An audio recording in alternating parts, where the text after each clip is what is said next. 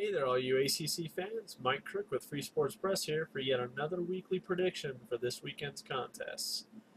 Last weekend, I'm not going to lie, didn't think I was actually going to be able to do it, but I actually pulled off a perfect weekend. The scores weren't what I predicted they would be. Thank God I wasn't picking against the spread. But a W is a W, and it came out with perfect weekend, perfect record, which does now boost me up to 16-4 on the season. So it's great to be sitting at 80% so far.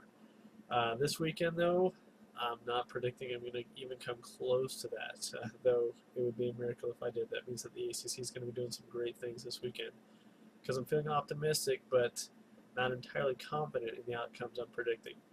So without further ado, let's kick things off. First game between Auburn and Clemson. Right now, on paper, yeah, Auburn looks like they're going to win, but something tells me that Clemson's going to really be pressured in this week's practice. They don't like how they performed against Wolford and Troy. They really let a couple of squeakers go by there. They should have beaten both those teams better than they did. They really need to cut down on the penalties and the turnovers. And Auburn's had a tough season too. Defending national champion, not acting like a defending national champion. And Clemson did take them to overtime last year before losing. So there is the vengeance factor on this one, and I think Clemson has something to prove. So something tells me that Clemson's actually going to win this one 24-21 for a little bit of sweet revenge. It's going to happen in overtime.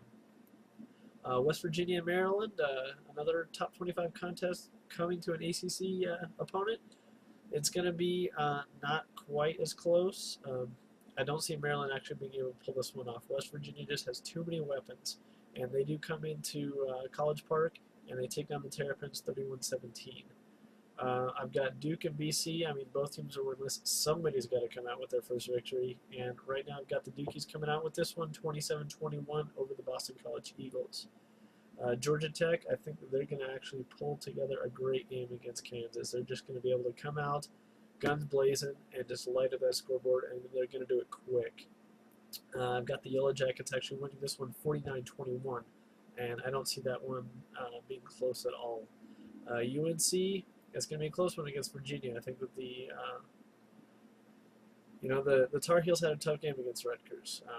It was a game that I predicted UNC was going to do a lot better in, and they didn't. Turnovers really killed them in that one.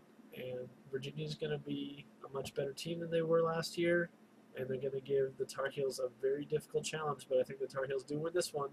Less turnovers, but a close game nonetheless. They're going to pull this one out 27-24. Vautech, no contest. They're going to just cruise in their game. I've got them as a 47-17 winner. Same thing with NC State. They're just going to roll 39-3, no contest there. Wake Forest, it's another one that I predicted is going to be a high-scoring affair.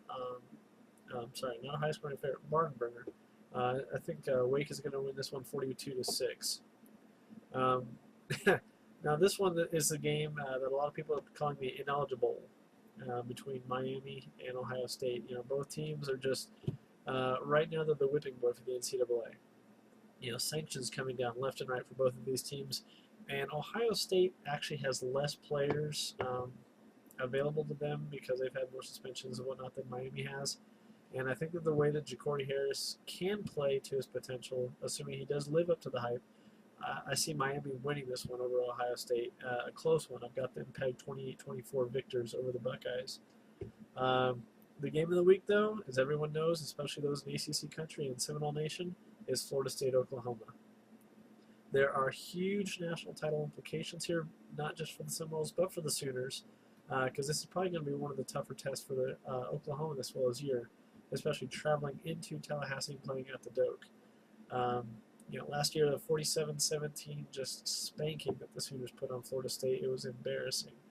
And, Florida State recovered, though. They still had a great year. They won the Atlantic. They beat South Carolina in the Chick-fil-A Bowl. And year 2 under Jimbo Fisher, I see great things. I don't see a barn burner by either team. It's not going to be a one-sided affair. It's going to be a close game. And I think the Seminoles' defense is actually going to be that X factor. I think players like Greg Reed, even though he's not the starter on corner in the backfield, I think that he is going to actually make a big difference in this game. I don't see either team having more than a 10-point lead at any given time during this game, and it will come down to the final possession. Florida State's defense holds strong, possibly even getting a pick or a fumble recovery to seal the deal. Florida State wins this one 28-24 over the Sooners, jumping into a possibly a number 2 or number 3 spot in the top 5. So there you have it, folks. Those are my picks for Week 3 in the ACC. Let's see if we can have another stellar weekend. If my picks hold true, then the ACC will have done a really impressive job against top 25 opponents. This is the first time in conference play that 4 ranked opponents in the top 25 have come to ACC teams in the same weekend. So let's see if ACC teams can hold their own, make some noise, and earn some of that respect that the SEC, Pac-12, and Big Ten and whatnot have owned for so long. So without further ado, enjoy your weekend, and we'll see you back here next week. From freesportspress.com, I'm Mike Crook.